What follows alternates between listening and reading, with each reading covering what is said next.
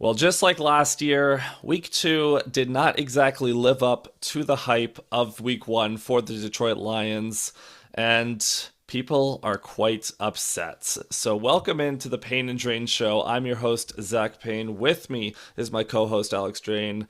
And Alex, it wasn't quite the vibes of the Seattle game from last year, but it certainly wasn't great coming out of Sunday here.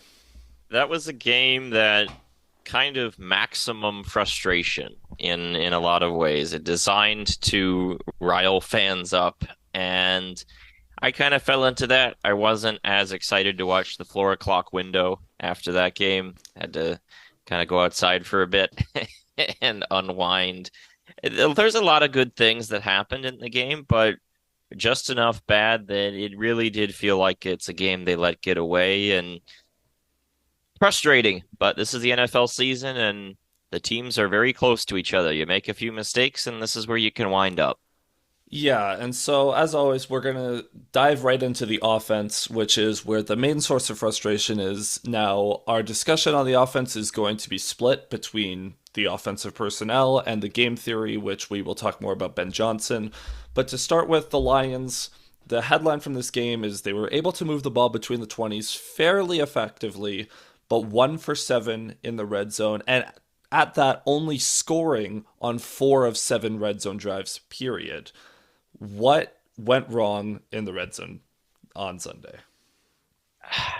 It's a number of things, but you got to just talk about Jared Goff. He's the biggest story to me in this game.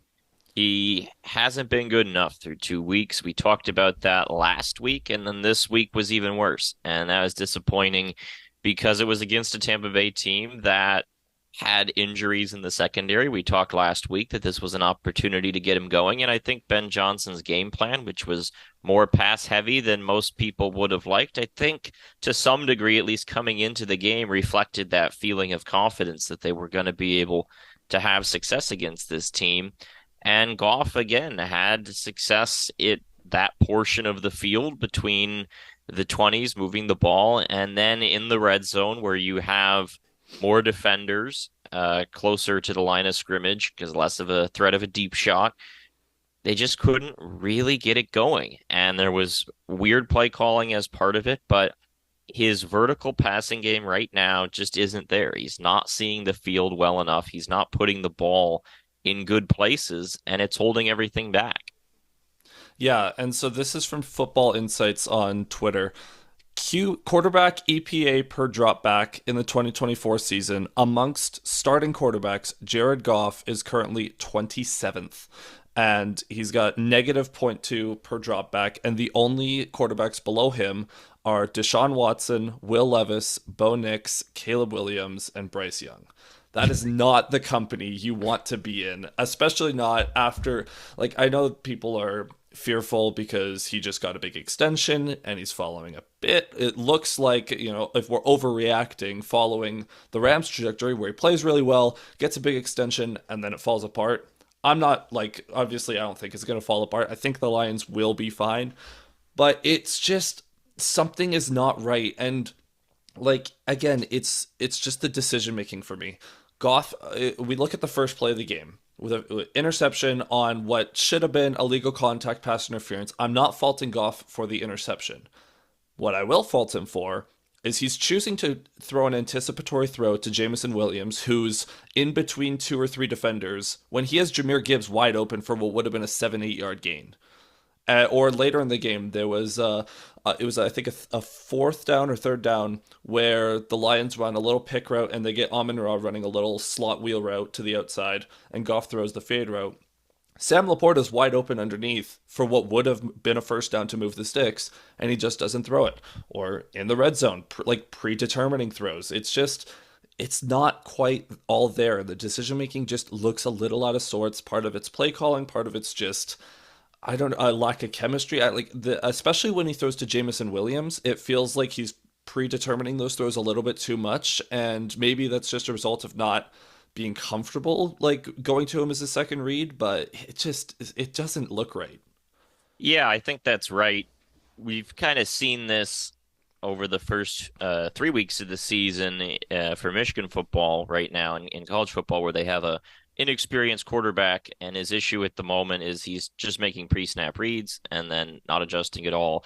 And Goff seems to be having some of that problem too, which is not good when our comparison is to a college quarterback who isn't particularly good, but it does feel like he's making pre-snap reads. And you've got that throw to JMO on 3rd and goal from 3.5 yard line, double covered, not open.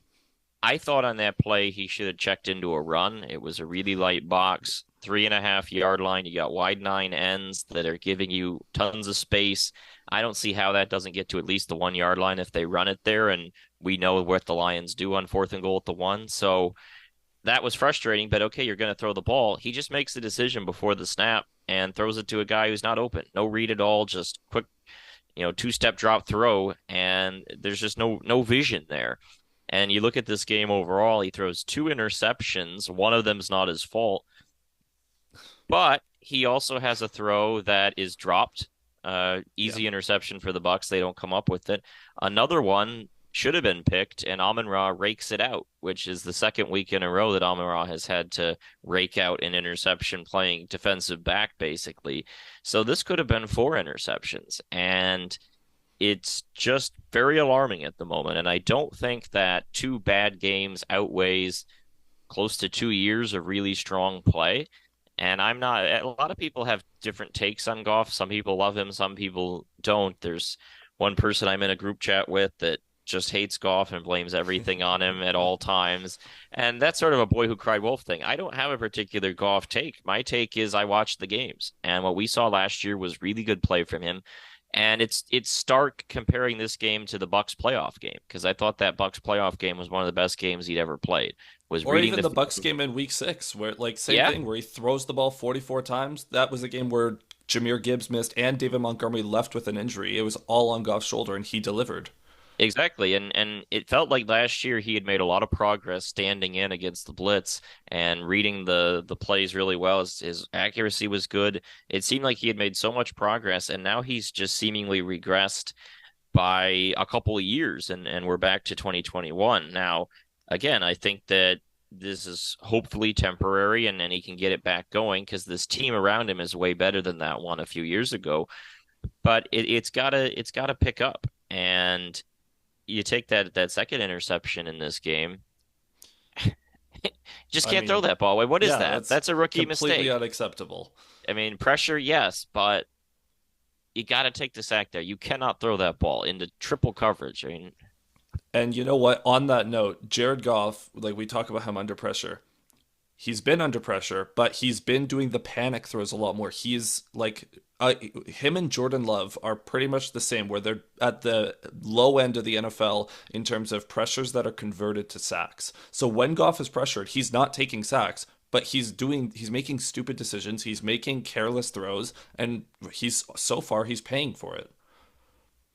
yeah, it's really frustrating at the moment watching him. And in this game, we talked last week about Amon-Ra not involved. This week they get him involved. They hit him quite a bit. He gets some rhythm going, almost too much. Yeah, There's some 19 targets might be a bit too much. there's some forcing going on in this game. But again, you have this Laporta problem where it felt like, and my rewatch, there were definitely opportunities to get him the ball, and they just kind of looked past him a bit. And then, he doesn't get helped out at all from his offensive coordinator, which we'll get to, too many screens and stuff like that. It just is a disjointed game overall. And there's got to be some improvement here, and it's got to take a step forward, because right now this is a talented Lions team. The defense has looked pretty solid. The other offensive pieces are really good, and they're being held back by close to rookie caliber quarterback play. And I think I saw yesterday his PFF grades, worst PFF grades over the past like 3 seasons, and two of the worst seven are these first 2 games. So Yeah, it's certainly been bad, like outright bad. And it's funny to think we were so concerned about the wide receivers. The Jamison Williams breakout happened, and the offense is still kind of spinning its tires, especially in the red zone.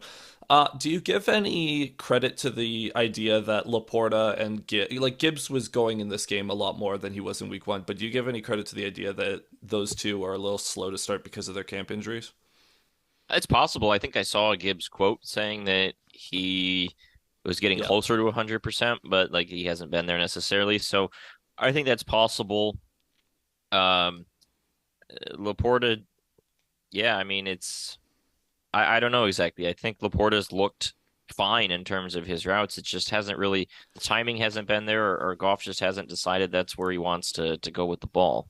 The other thing too with Laporta is one of like his calling cards is his ability to create after the catch, and he just hasn't had those opportunities. He's only had a handful of catches so far this season, but in all of those opportunities, it's been catch, and he's met immediately and tackled. Like he hasn't been given the ball in space at all, which I mean is what it is. I think that'll be something that we see change over time because you can't just not have Sam Laporta as part of your offense. That's something they're going to have to figure out. Another thing too is, and this has kind of gone under the radar, but the offensive line hasn't quite been as dominant as maybe we expected. And I think part of the reason for that, Kevin Zeitler, he had a one whiff in week one. He's been good. I mean, he's been fine. But Graham Glasgow has not been great at left guard so far. It looks like he's being a little slow to adjust back to left guard. And I just wonder if Goff doesn't trust his protection the same way he did last year when he was standing in and making throws. And I think that might be part of the reason that some of these pressures are leading to such chaotic throws.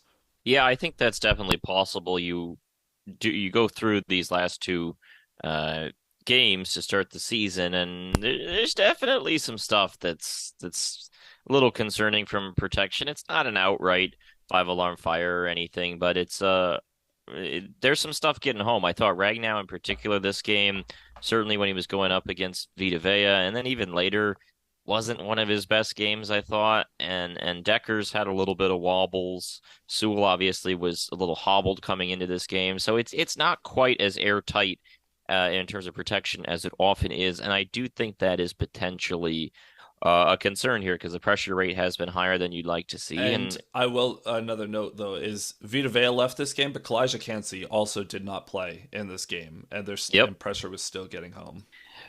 yeah, it wasn't great. And then you have to factor in the other component of this game, which is 55 pass attempts for Jared Goff. Way too many. Way, way, way too many. And some of that is score effects because they're trying to come back in this game and they've got these late drives passing, but yeah, not what you want. And also in a game where Jahmyr Gibbs was playing well. Yeah, it was kind of a 1-2 tandem to me in terms of Goff's issues and then Ben Johnson issues, and that really sunk them. Even though they were able to pile up 450 yards, something like that, they did Between the move the tackle ball stuff pretty was well. fine. Yeah. Yeah, it's Between the 20s was fine.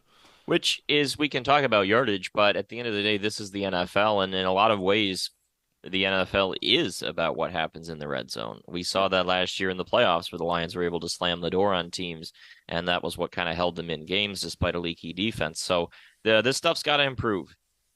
Yeah, I mean the you have over 450 yards and you score 16 points. Like that's a failure. That's a failure on all fronts.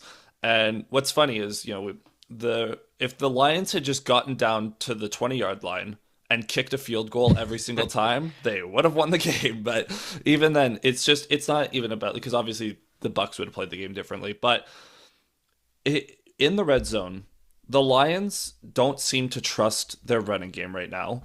Unless it's like right on the goal line with David Montgomery, which is understandable. But like, I'll say between the 10 and 20. Inside the 10 is like obviously a higher success rate. But the Lions have struggled to get the ball from the 20-yard line down inside the 10. And a lot of that has to do with, their big play threat, Jameson Williams. His speed is not as much of a factor inside the red zone. There's less room to operate. So you can get him on these drag routes. You can get him moving before the snap, but it's not going to be the same difference. Amon-Ra St. Brown, he's kind of getting, like, the defense is highlighting him. They're trying to bracket him, make sure that he can't beat them over the middle. Sam Laporta has been used as a blocker a lot more this season, which is not helping. And then you're left with Jared Goff having to stand in and make a throw to either Jahmyr Gibbs behind the line of scrimmage, which, sure, I guess, or like Khalif Raymond or Tim Patrick, who, I mean, he's still developing chemistry with Tim Patrick. It's just they need, I think, to rethink their red zone off, and not even rethink. I think they just need to get back to basics with their red zone offense. It's a little bit too cute right now, a little bit too horizontal. We need to get a little bit more north south. Yeah, and you can go through these red zone situations. So the first time they get down to the red zone, first drive, they have first and goal from the 10. They run a screen that I think Goff could have hit Gibbs with, and maybe he has some yardage. He just At turfs it like instead, but I don't at know. worst, that's a 0 yard gain. At Yeah. worst. He should try to hit him on that at least. Then you get the Montgomery run down to the 3.5, and then third and goal is the Goff error. So I put that one mostly on Goff. Second time they get down there, they have first and 10 on the 18. I thought Gibbs had a chance to bounce this to the perimeter, and he just kind of ran into the pile for a TFL, which is a little disappointing there. But Laporta had a rough block on that one. Second and 10 from the 18.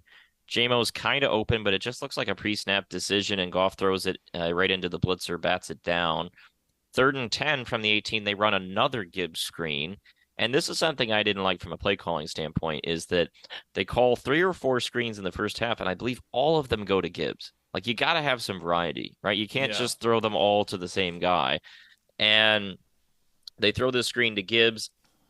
I think they're probably trying to go for it on fourth down. If you throw a screen on third and 10 from the 18, that's my guess. Yeah, but the thing is, like when the Lions are going for it on fourth down, they usually set it up by running it on third down Right. because it's like, okay, hey, it's 3rd and 7. Let's go get 3 of these yards so that it's 4th and 4, so it's a little bit more manageable instead of like the screen passes the Lions usually use sparingly, and it's been overdosed lately. Yeah, so they throw a screen to Gibbs there. Zeitler, Raymond, Laporta, Ragnow and Laporta, none of them can really get their blocks. It doesn't go for much. They kick a field goal. So again, you just don't have a lot of vertical attacks in that situation. Then later in the game, we can talk about that last sequence, not the final drive, but the one before that. They go first Hmm. and 10, swing pass to Gibbs for a TFL. Second and 13, quick out to JMO, gets some of it back. Third and 9, screen to Gibbs, and Ragnow doesn't set his block. It only gets 1 yard. Then fourth and 8, some pressure on the interior against Ragnow Zeitler. Check down to Gibbs short of the sticks. Have you ever seen in your life a 4 down sequence with 4 completed passes that ends in a turnover on downs? I don't think I've So ever seen that. certainly not one from a good team. That and not only that. So okay, you're in the red zone. You're trying to take the lead late in the game, and you start 1st and 10, and you start with a pass behind the line of scrimmage. Okay, you know what? You tried something, it doesn't work. So why are you going back to that on 3rd and long? Why are you still throwing behind the line of scrimmage? Why are we still having negative air yard passes on 3rd and long when this is it? Like, this is the drive to win the game, and you're still not willing to push the ball at all. And again, both of those passes are to Jahmyr Gibbs. Like, I love Jahmyr Gibbs, great playmaker, but you can't give all of your horizontal Yeah. negative air yards passes to the same guy. You've got to And you get, can't do the same. Like, it's not even that it's the same guy. Like, you're doing the exact same plays. Like, you're literally running Madden recent plays. Like, the defense knows what's coming. It's predictable. yeah, and it was a lot of like bubble, tunnel, and flare screens. I would have liked to see a slip screen if we were going to do that. It's just very, very frustrating there. And um, nothing vertical. And then you have that final drive where they sort of get into the red zone. Maybe they don't. I don't remember where it ended. It's like around the It was 20. like just outside the red zone Yeah, or something, and then but the golf. you never Yeah, once throw it in the end zone. no, Do they have a single ball that went into the end zone in this game? no. In the through the air? Their final play of the game. Like this is it. Last play of the game. They try a hook and ladder with Tom Kennedy and Khalif Raymond, and Goff doesn't even get the ball to Tom Kennedy. Just bad. Yeah. And it should be pointed out, and this is a golf issue, but the play right before that, JMO doesn't catch. It would have been game over if he Oh if yeah. What, like, that's just an awful decision. Inbounds. What are we doing? You're Yeah. very, As very, again, very. it's a predetermined read. He said he saw JMO with, the safeties were backed off, and the second JMO stops and curls back, the Bucks guys go, "Hey, this guy's about to catch it at the sideline and run out of bounds. Let's crash down on it." And Goff just doesn't recognize that the Bucks players. I don't know. And I will say, credit to the Bucks defense. They were very good in this game. Yeah. They were amazing tackling in space. They were amazing crashing against the run. Jordan Whitehead, unbelievable game. Coming down, like, he had a number of tackles for loss in the backfield on run plays where he just, like, again, might be on Goff or the Lions for just being predictable with their snaps, no hard counts, but he was crashing down like crazy. Every time the Lion, like, they were basically sitting back, they had their two high shell, their cover threes, and they would just put their guys in space, put them at the sticks, let the Lions check it down, and they'd crash down, hoard on the ball carrier, and get a tackle for a minimal gain. It was very good tackling from the Bucks defense.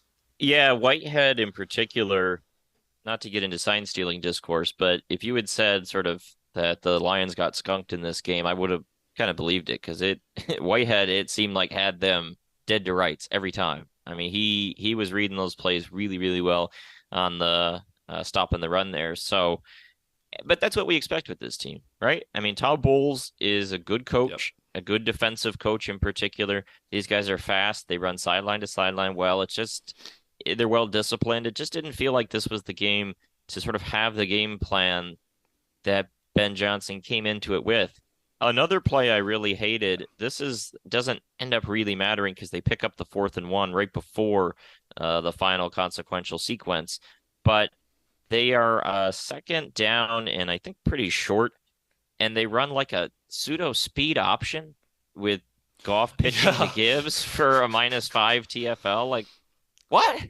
It's shocking to me that Jameer Gibbs had there was two play there was one where Whitehead just completely blew it up, and then that weird speed option which I never want to see again, where Gibbs had two different runs that lost 5 yards, and he still had like 6.5 a carry in this game.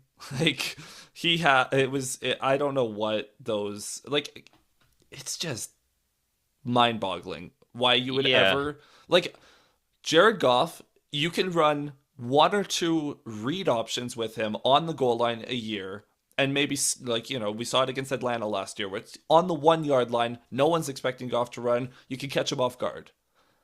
You cannot, however, tell Jared Goff, all right, run. And then if you get caught, pitch it to your running back. Because Goff will get caught immediately because he's yeah. not fast. And it's just, Well, yeah. so the other thing I don't like about that in general, whether it was the swing passes and screens or the pitch play there, is that that genre of play, as well as sweeps and tosses, they're risky plays. That if you're running just simple stuff, power, inside zone, whatever you want to say between the tackles, if it goes wrong, you probably lose like 2 yards.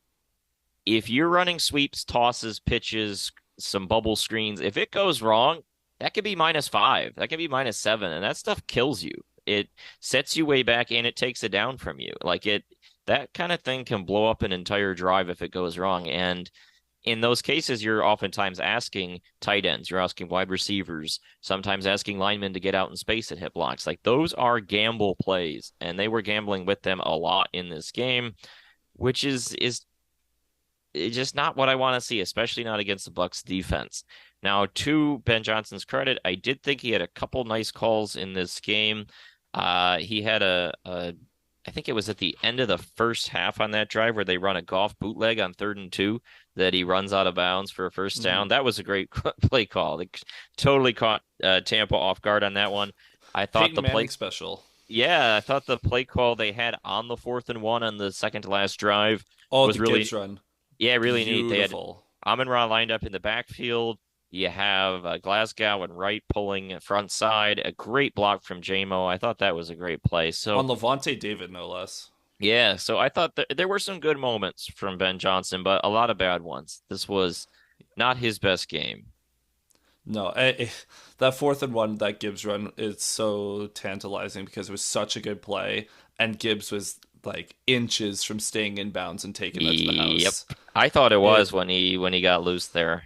Yeah, it was like, and but hey, Gibbs had a great game. I'm not gonna fault him for that. Like he played like amazing. Oh, like he was breaking tackle. He looked a lot more like himself this week compared to last week. Last week he looked a little out of sorts. This week he was breaking tackles. He was running with intensity, and he was doing a lot better of a job of fighting through contact.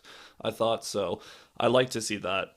But yeah, just a very just not good day from the offense in the red zone. And again, it's the cohesion between Ben Johnson's play calling and Jared Goff. We'll talk about Ben Johnson later, but yeah. Do you have any other I, thoughts on the offense? I did one other play I thought was interesting. 3rd and 7 on the plus 41.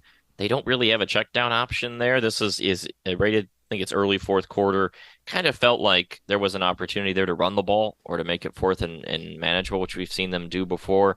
Or like even you could just get into Bates' field goal range because they end up punting in that situation. I Yeah, thought it was that like was they had to choose between a 59-yard attempt and a punt. I know some people had some qualms with that, but based on how the defense was playing, I thought it was a fine punt decision. But yeah, you definitely could have run the ball, got that closer. Yeah, a couple other offense notes. I thought Tim Patrick looked okay. Yeah, He had a catch over the middle. They had a screen for him that didn't yeah. really go I'm gonna anywhere. ignore that screen because I never want to see that again. But It I might have thought he been the looked fine. only screen they ran to someone other than Gibbs, which is weird, but I liked him though. He played more than I was expecting, but I think that's something that you want to see because you want to see him kind of get up to speed in this offense. And if Goff can develop a connection with him, I would love to see some of those Josh Reynolds specials in the end zone. it came really close to a circus catch on the sideline there. Yeah. Which on that note, JMO got to learn how to get that second foot in, brother. You know, Oh, that yeah. final drive there. He catches that ball, they're down to like the 11 or 12. Might have been different. So that he was close, just got to get that second toe in as you're going out of bounds. He made a good effort, but something to work on there. I think that's all I had on this game on the offensive side, though. Do you have anything else? I mean, David Montgomery wasn't really involved in this game. He like just won a good Monty game, which happens from time to time. I thought he had a few nice moments, but he and got a few checkdowns that he turned into decent gains, but not the traditional Montgomery type of game. The it definitely favored Gibbs a lot more, just the game script and how who had the hot hand. But yeah, like we'll talk about this in the Cardinals preview, but definitely want to see some more consistency from the offense in the red zone. Now, flipping over to the defense, it's kind of hard to ignore the obvious, so I think we just start there. Let's play a game. Who leads the NFL in sacks right now? I would assume Aiden Hutchinson. Oh, very very good. Who leads the NFL in pressures? I would assume Aiden Hutchinson. And who leads the NFL in pass rush win percentage? Probably Aiden Hutchinson. And to even put this in, Aiden Hutchinson. So, like, okay, an elite edge rusher, pass rush win percentage, usually around, 23, 24, 25%, maybe like up to 30 if you're like having a really good stretch. Yeah, Aiden Hutchinson's at 42.3. Um, I know he's going against backup tackles. This is an extreme level of dominance that and the poor I don't know who I forget the Bucks backup right tackle's name, but that poor man, they were leaving him one on one for way too many snaps, and Hutchinson like 4.5 sacks, almost could have been five, but Levi Onwuzurike decided he wanted to join in on the party as well. Um, I what do you say aside from wow? It's incredible at the moment. He's getting home all the time. And again, it's some easier competition, but the level to which it's been total destruction is really impressive. Pretty much every third down and long that he had the opportunity to pin his ears back and passing situation, he's there, either creating pressure or getting an outright sack. And it's special stuff. He's up to what, 5.5 on Yep, the he's seasons? he's almost halfway to his total from last year in 2 games. Yeah, it's funny. Last week we were talking about the Hutchinson thing, and I was Yep. saying like that the Hutchinson derangement syndrome people are saying like you should have 5 sacks a game if you're an elite edge rusher. Well, we just about had it. So Yeah, well, let's go check in with Spartan fans right now and see how they're feeling about Hutchinson. It's yeah. yeah. And I will say, we talked about this in the preview, but one of the biggest things for Hutchinson and the next step in his growth as a pass rusher is getting help along the line, and this is the result of that. The Lions' defensive line is providing more pressure. They're collapsing the pocket more, and so Hutchinson's getting home more. Like the first sack, he runs a little TE stunt with I think it was Aleem McNeil, but it was DJ Reader who beat his guy that forced Mayfield to step up right into Hutchinson. There was another one where Levi and Aleem kind of pushed the pile back a little bit. That forced Mayfield to take a deeper drop than he probably would have, and Hutchinson is able to trip him up. Derek Barnes would have murdered him anyways. But and then his final sack of the day, where pretty much everyone was creating chaos, and Hutchinson kind of just took a step back and waited for Mayfield to step up, and then when he did, he just wrapped him up for it was 3-4 yard loss, but it's I mean considering what was happening the quarter before, like that's exactly what you want. And I really liked to see the discipline from Hutchinson and the recognition that hey, this guy like Baker Mayfield has been creating extra yardage. He's been creating extra time with his legs. He's been getting away from pressure. I'm going to take a step back, let my teammates create pressure, and then when he steps up, I'll be here to clean it up. Yeah, I think that's a good point because my honestly biggest takeaway on rewatch was how much or how much pressure, how well the other guys on the line were doing. That it Mm-hmm. was really a team effort. Hutchinson was the one that was finishing them off, but I thought Levi Onwuzurike had another good game rushing the passer. Reader, I didn't notice too much, but did fine when he was out there. McNeil was pretty much himself, generally solid. But the biggest story for me in this game, I thought was Mekhi Wingo on the defensive line. I thought he Mm-hmm. had some Yeah, really good pass rush moments. he should have had a sack, but Should have had a sack where he kind of went flying by Baker, was able to shake him. it's a On the rookie in his first game. Like that's Yeah, to yeah, be yeah. expected. First touchdown for the Bucks that Baker hits to Godwin. If he doesn't get that ball out, Wingo had a great bull rush. I think it was on the center, right into to Baker's lap. Really did pop on the tape, which is really nice to see.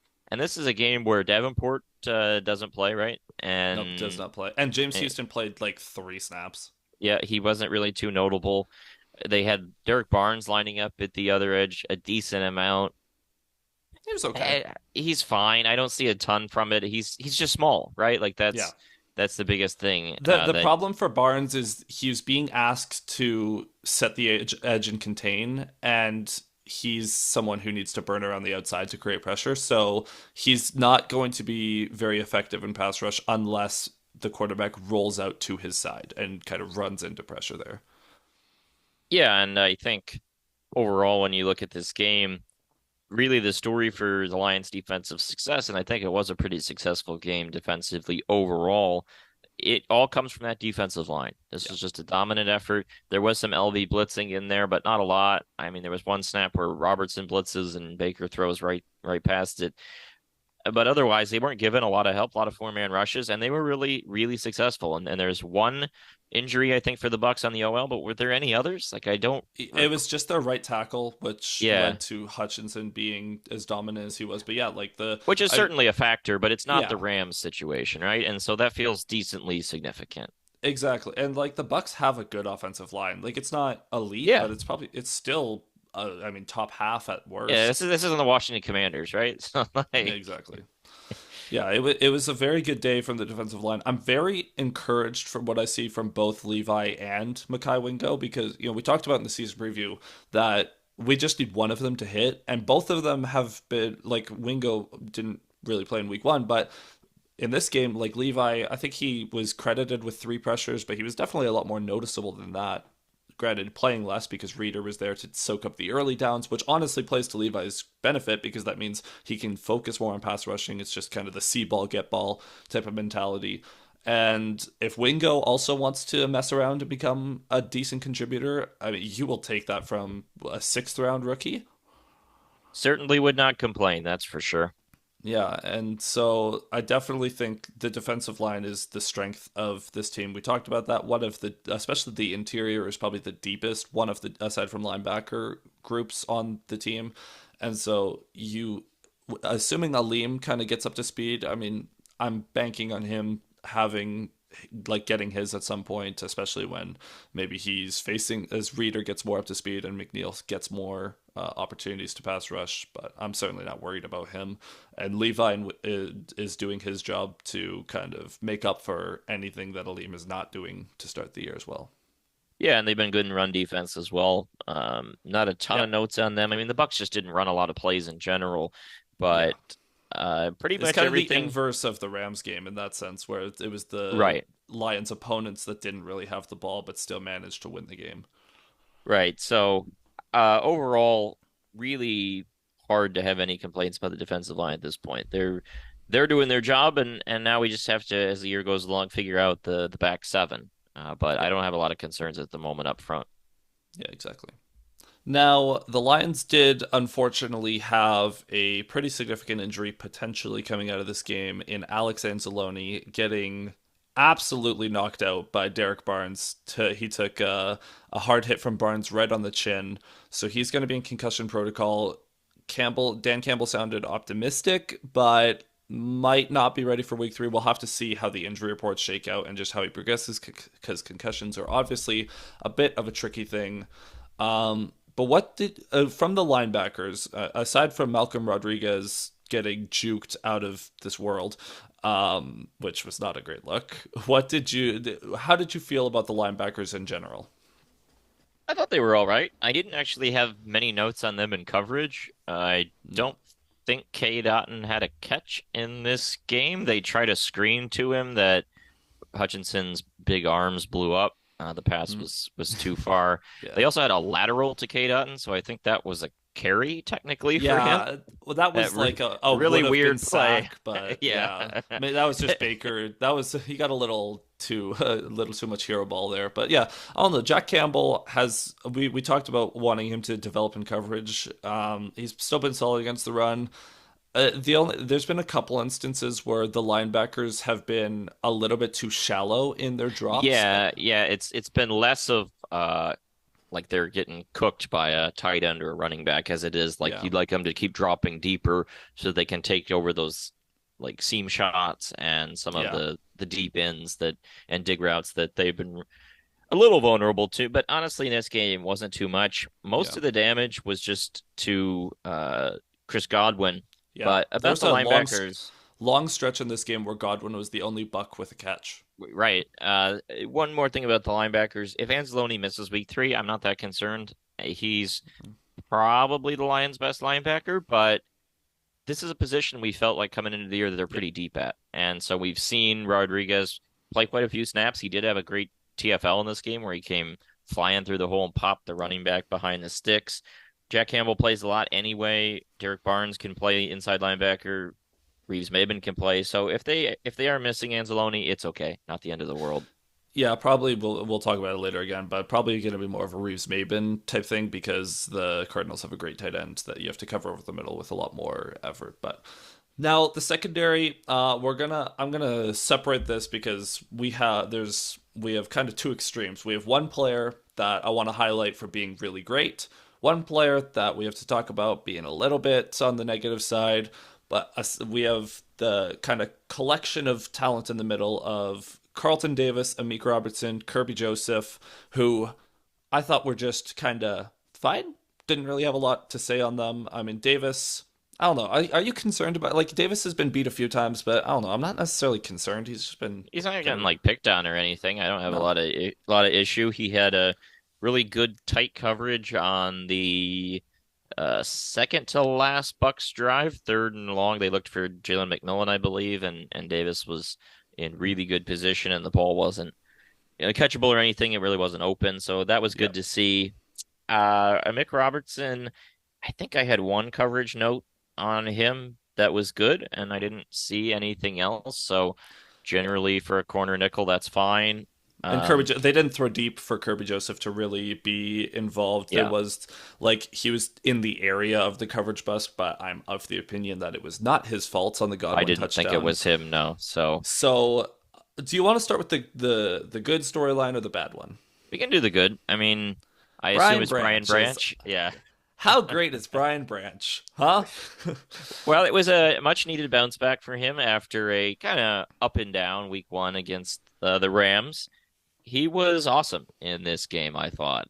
Some really good plays. The one I want to highlight is the PBU on would-be touchdown on On Kate, the yeah, first touchdown drive, the sort of play action tight end leak play. That play has worked against the Lions. I feel like basically my entire life. Doesn't matter the team, the roster, the coaching staff. That play always works against the Lions. And they almost had it. And then Branch recovered, made a really acrobatic leaping breakup on that play. That was a really yeah. important play that I I, think might have gotten lost a little bit. yeah, just an unbelievable effort. Like he definitely got caught by the play action, by the leak, but the recovery was just incredible.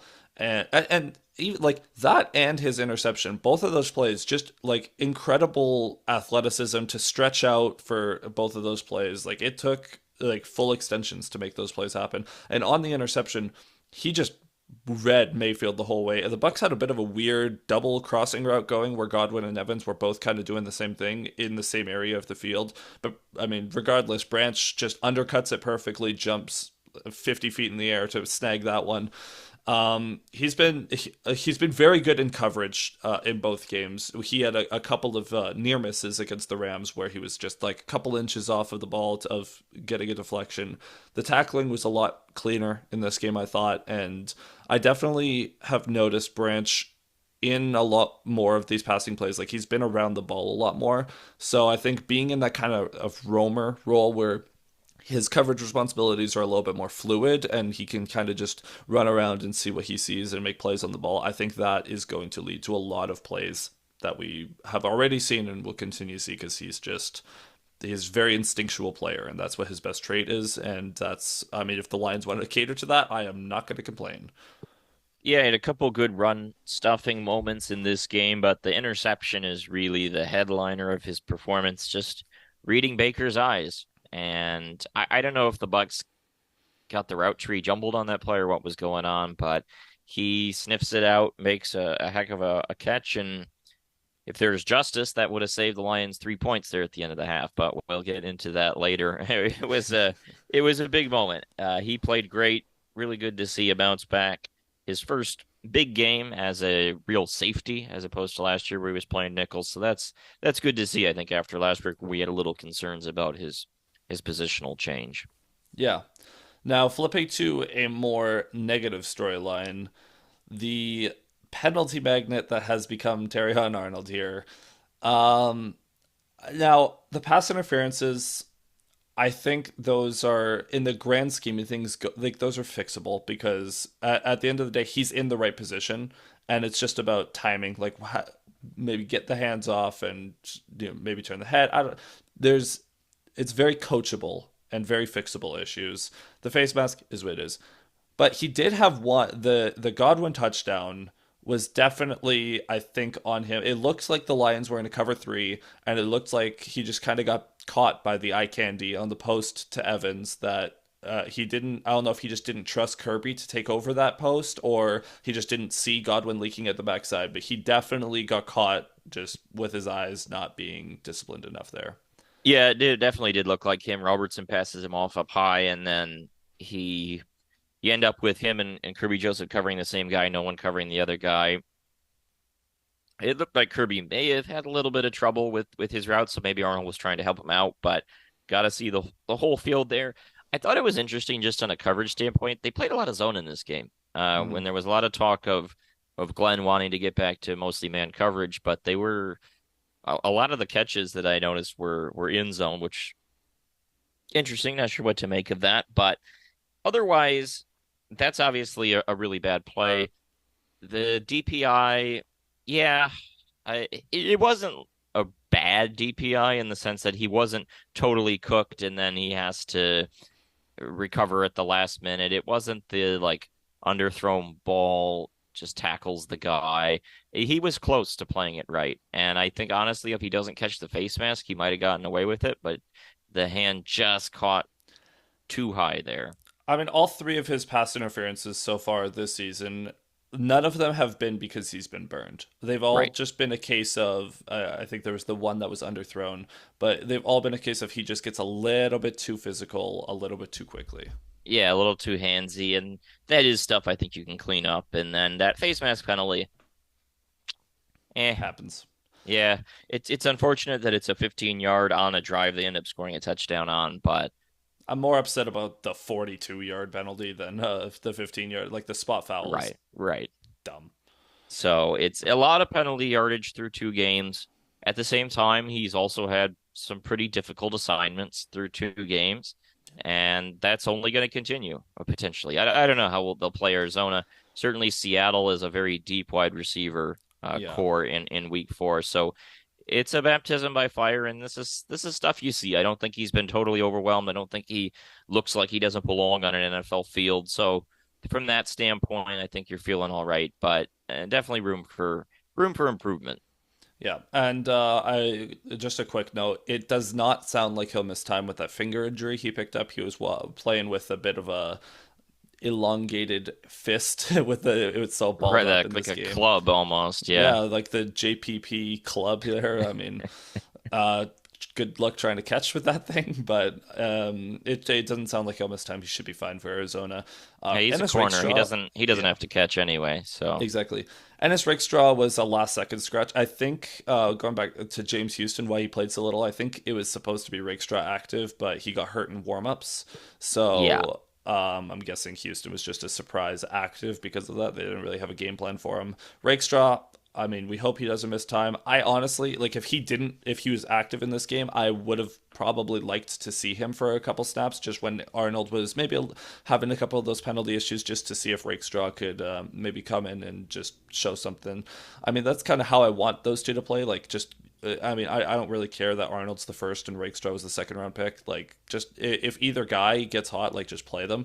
I understand that they're trying to just kind of give Arnold the trial by fire, but I do want to see a little bit more Rakestraw action going forward, just so that they both develop, because that's the ultimate goal right now. It's still early in the season, and you have time to do that.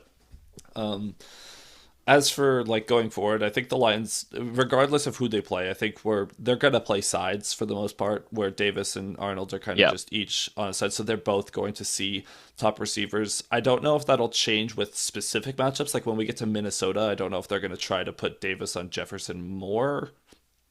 We'll just kind of have to wait and see.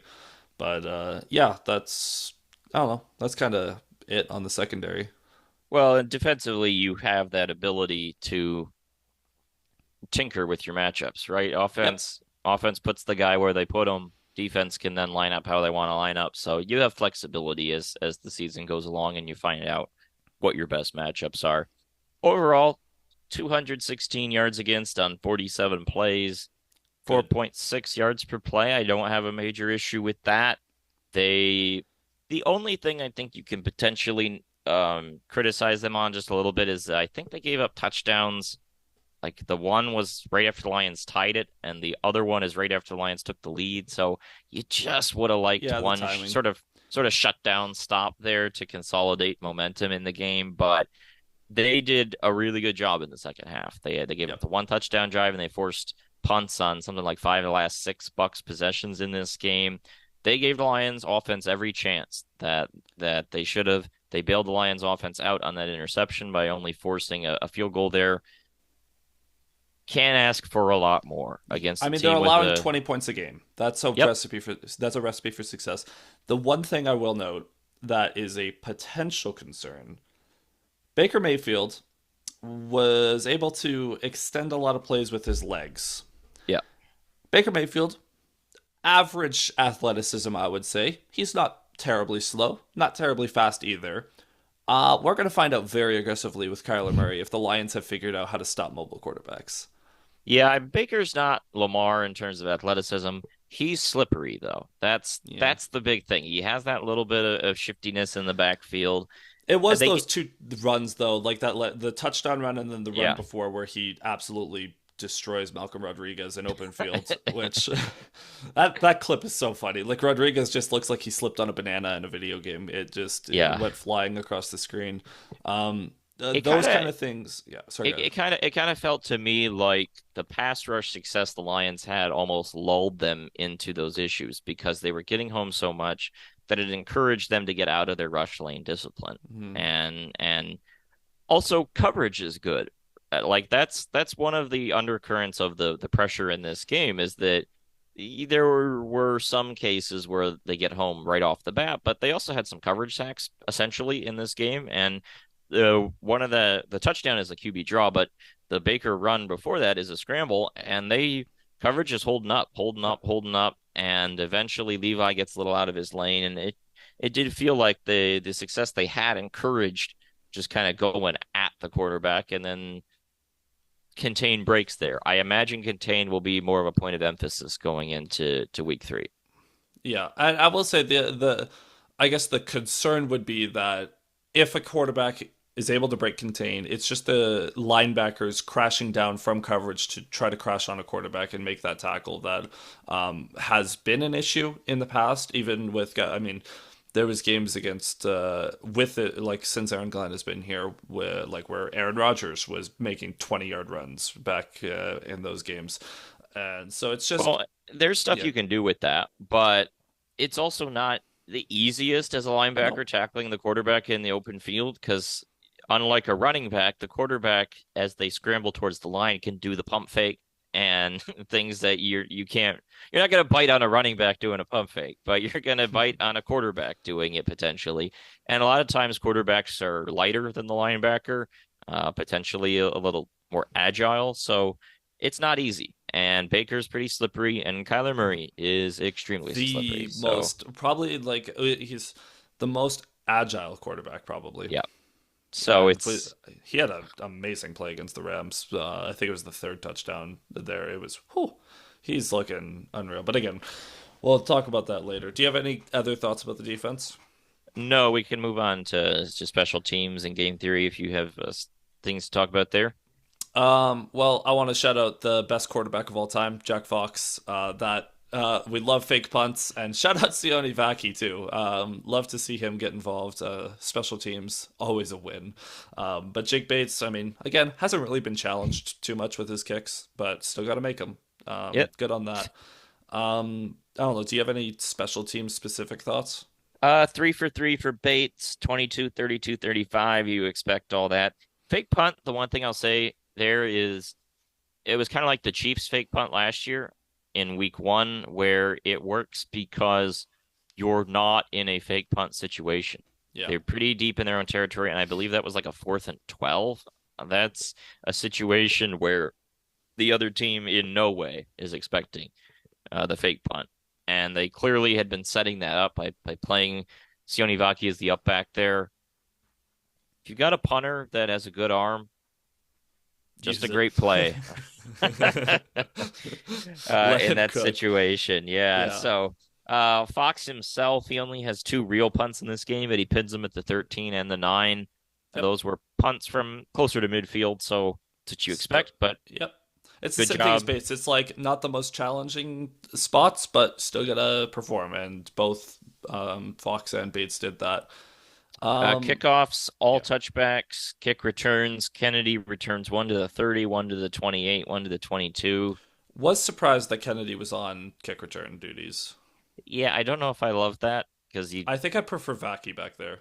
yeah, you want more of like a straight line sprinter doing kick returns, and I don't know if Kennedy is really that.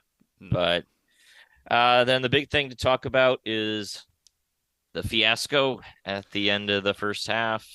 Now, so yeah, end of the first half, Lions they get the ball down to the 11 or 12-yard line. Offense lines up to spike it with 3 seconds to go, and half of the field goal unit runs on the field thinking that they have to try a fire drill to try to get a quick field goal off. And it results in a obviously too many men penalty, which runs out the rest of the clock with the penalty. Now Dan Campbell took the blame for this. I don't know if it's his fault or Dave Phipp's fault or what happened. All I know is the Lions usually don't make coaching mistakes like this. That was a very costly coaching mistake to have in this game that completely changed the how the game ended as a result. Yeah, and it was definitely kind of lion syndrome where you sort of instinctively expect when you see that happen it to be decisive. Just generally speaking, it's like, oh boy. Yeah. And ultimately it was highly impactful. Um, Probably the worst coaching issue since wasn't there a bad one in that Bears Thanksgiving game in It was the Campbell's double timeout. the double It timeout? was Yeah. Aaron, it was Aaron Glenn calling a double timeout. Yeah, I think that might be the worst one before this. Like that's just I don't know if it's on Phipp, I don't know if it's on Campbell. He did the right thing to fall on the sword. Yep. This is just situational football. Like I was before the play, I was like, okay, 18 seconds left. Yep. They can use the middle of the field. They have plenty of Yeah. time to spike it.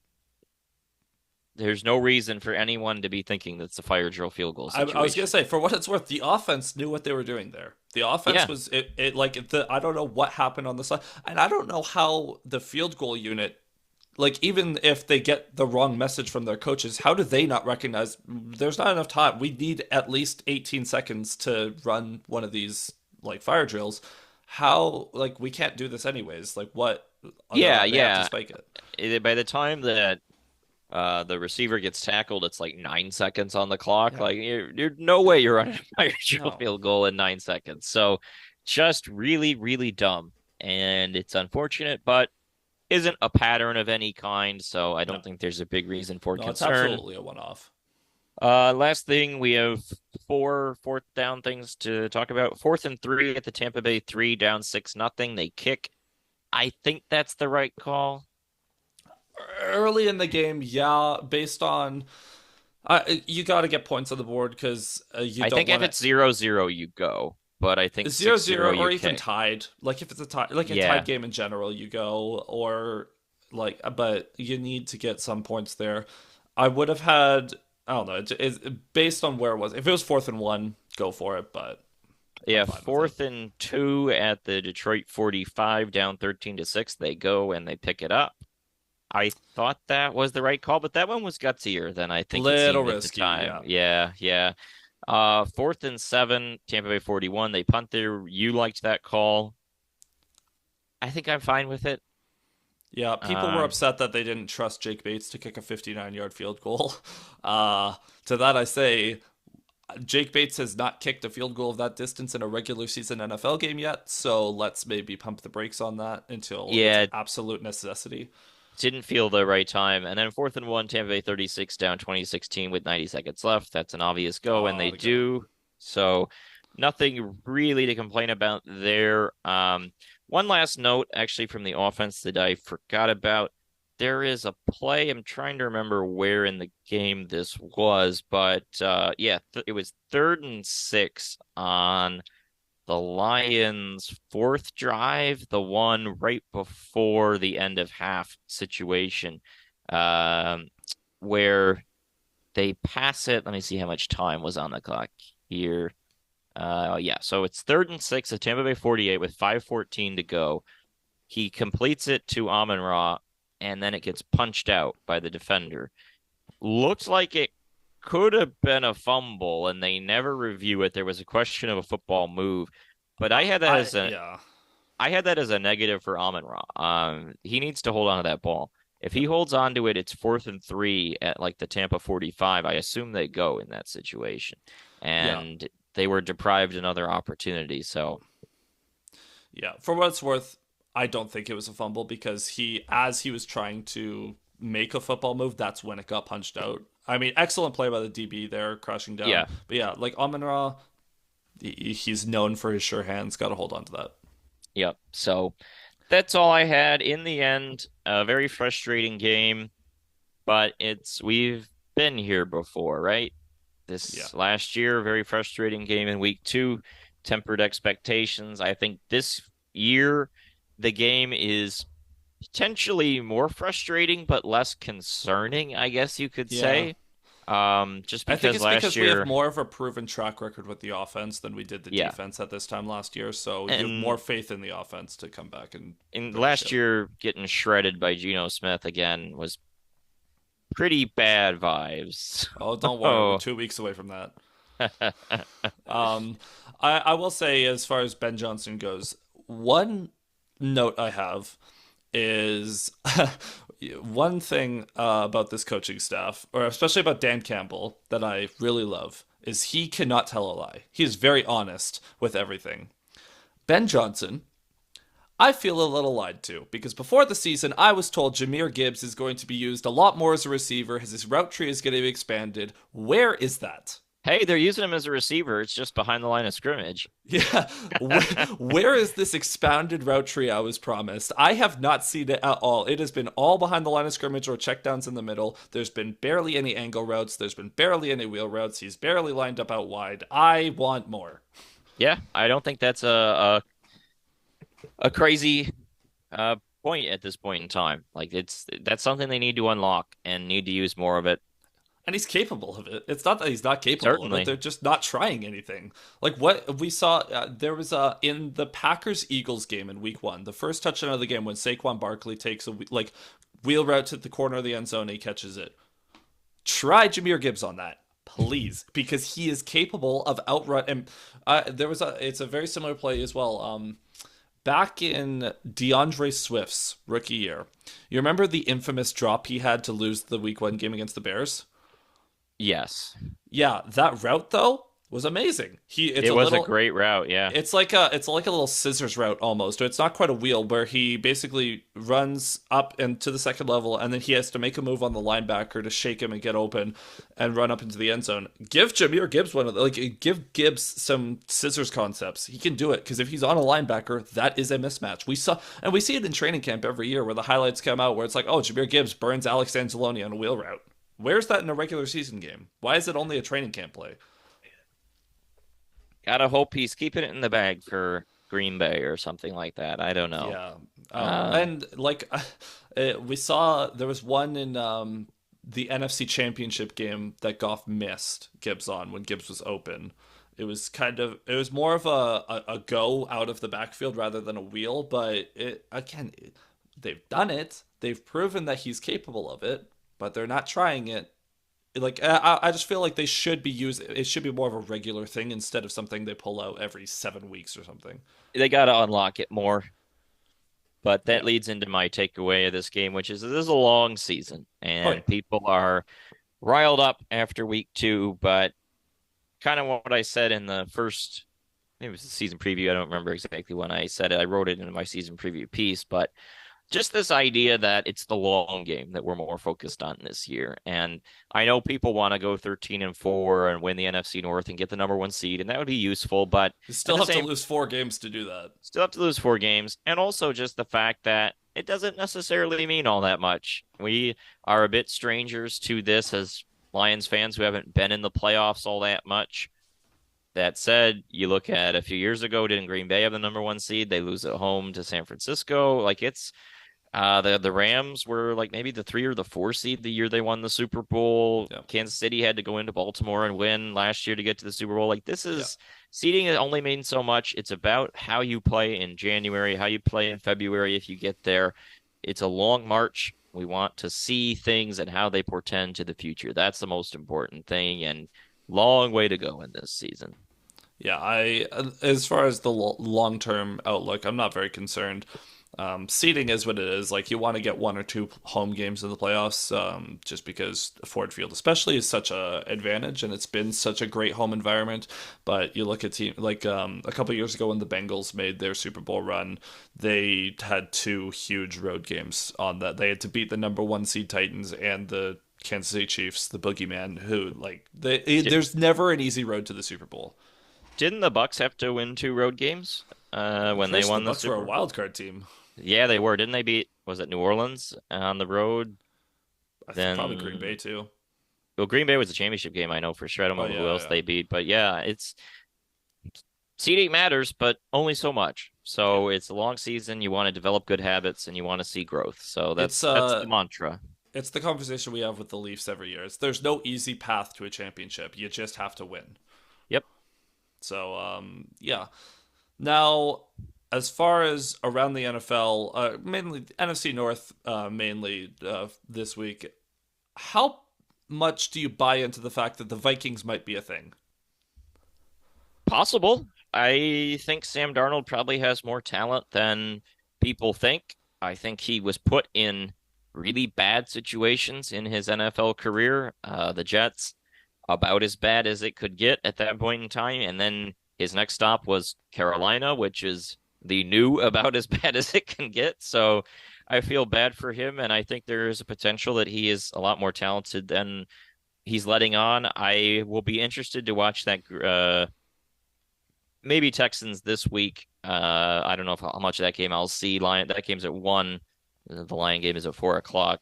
Packers the next week they'll play. That will be when we have a Monday night game. So definitely I'd like to see those games because And Jordan Love should be back for that one too. I haven't actually seen much of the Vikings this season. Their games have been going on at when there were other things to watch. So I'd like to see some of them, but good start. Maybe it's possible that San Francisco is just cursed in Minnesota because it didn't go well for them there last year the either. Vikings do have seem to have their number, which is a little funny. But Did you uh, see the referee, the clip of the Justin Jefferson like oh 100 touchdown with that referee? yeah, running his 4.2 speed. Yeah, and then he flips the hips right as he Yeah. gets to the end zone.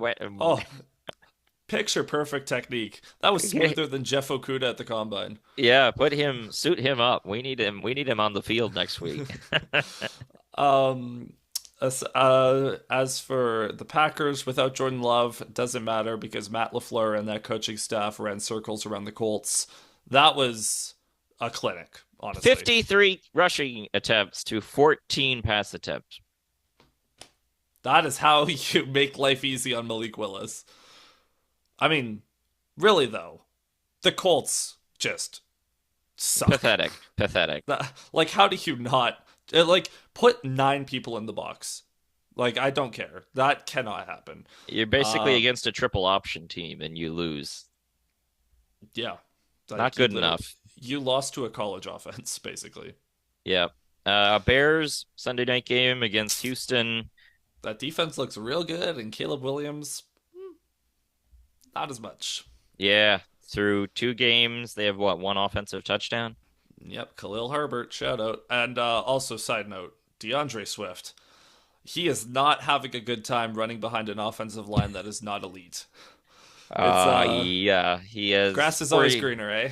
yeah, 48 rushing yards on 24 attempts this year. Yeah, it's not so easy when you don't have 5 yards to run every time. Also, your Caleb Williams sack prediction continues to look Whew, decent. that's Uh, a. 7 sacks for minus 40 for Caleb Williams Did you last see week. the clip of Darnell Wright pass protecting in slow motion? I didn't, but So there was I think it was Danielle Hunter who put a shake on him, and Darnell Wright he basically stuck his leg out like he was doing an Aiden Hutchinson stanky leg celebration in slow motion because he got beat so badly, and Williams just got rocked on the play. It was whew, that and and Bears. he and he also has the 7 sacks, but he also has an interception on a play that should have been a sack. That was a vintage Caleb Williams college play, but it's in the NFL now, and it And you know what the best part about that interception too is the guy was open. He just underthrew it. Like it was yeah. almost an amazing play. He just didn't put enough on it. But for what it's worth, that Bears interior offensive line looks tragic. Tevin Jenkins especially had a horrible game at left guard there. I'm willing to give Caleb a little bit of leeway because he is under pressure pretty much every single snap. Yeah, it's a bad situation. My other couple thoughts around the NFL this week. Gotta love the National Parity League. So many 1-1 teams. The 2-0 teams in the NFC: Vikings, Saints, Bucks, and Seahawks. The four we all Oh, would have predicted. how about MVP Derek Carr? The Saints, the best offense in the league. Who would have thunk? Did I Um, read that they scored a touchdown on their first or points on their first 14 offensive drives of this season?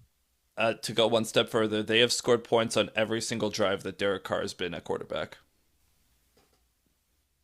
Man. Unbelievable. What a Yeah, turnaround.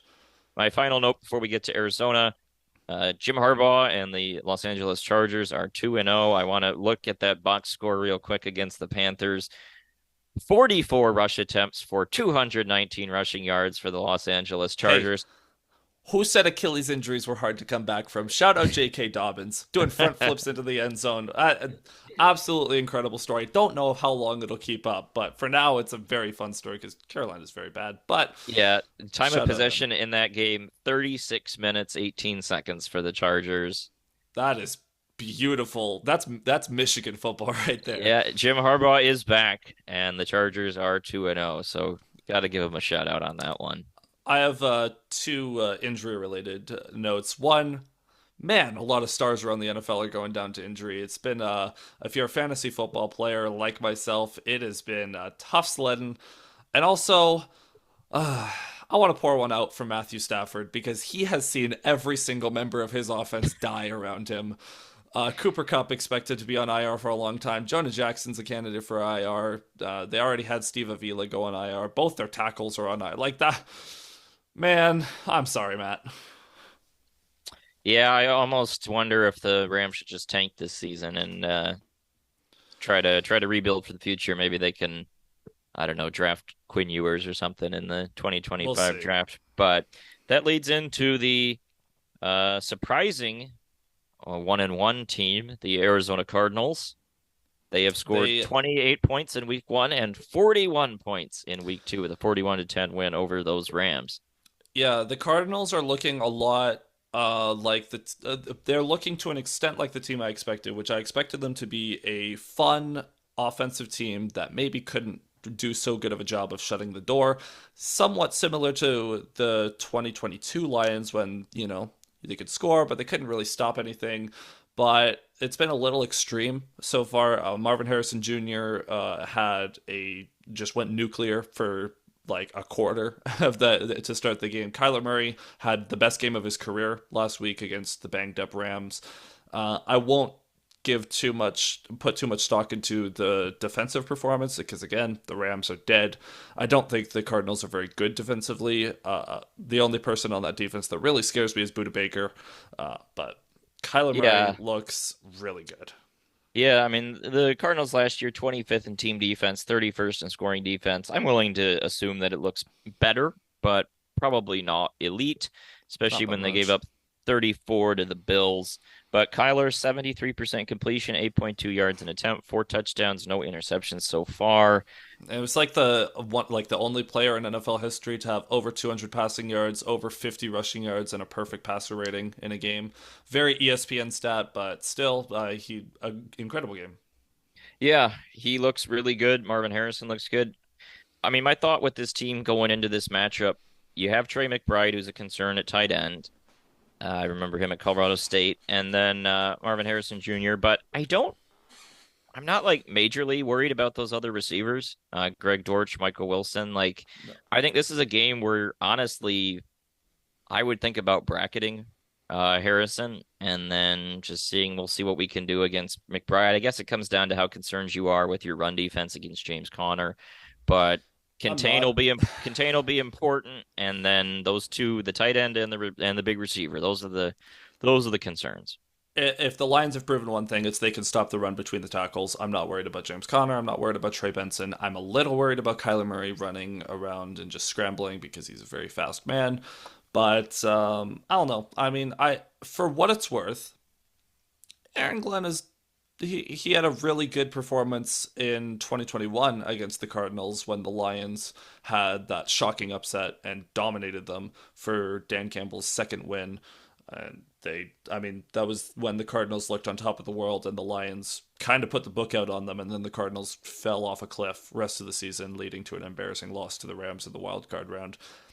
I mean, this is a game. The Lions offense needs to get back in gear. This is a defense that is very beatable. It is not a team that is very familiar with you. Like we just had two playoff rematches, which we probably should have mentioned more. That these are Yeah. two teams that had the Lions circled. These were big games for the Rams and Bucks, and the Lions, 1-1 is what it is. Cardinals, this is a game the Lions should win, and it's a game that the offense should look a lot better. Offense has got to pay it off, find pay dirt in the end zone. My final thought on this one, I don't remember how much you remember this, but there used to be a time where we played in Arizona what felt like every single Every year. year. Yep. And it didn't go well for the Lions. I think they didn't win in Arizona from like the late 80s to like the mid 2010s. So this is a house of horrors of the past, but that was a long time ago. It would be nice to get a win here, not replicate the Matt Patricia tie in Arizona. Ugh, don't Need to remind me. get back on the right track, get the offense going, come out with a win. Yep, give me 30 points. So that'll be it for this edition of the Payne and Drain Show. Thank you so much for listening, and remember to follow the show. Follow us on Twitter, YouTube, wherever you consume your podcasts, and we'll see you in the next episode. In the meantime, go Lions, go.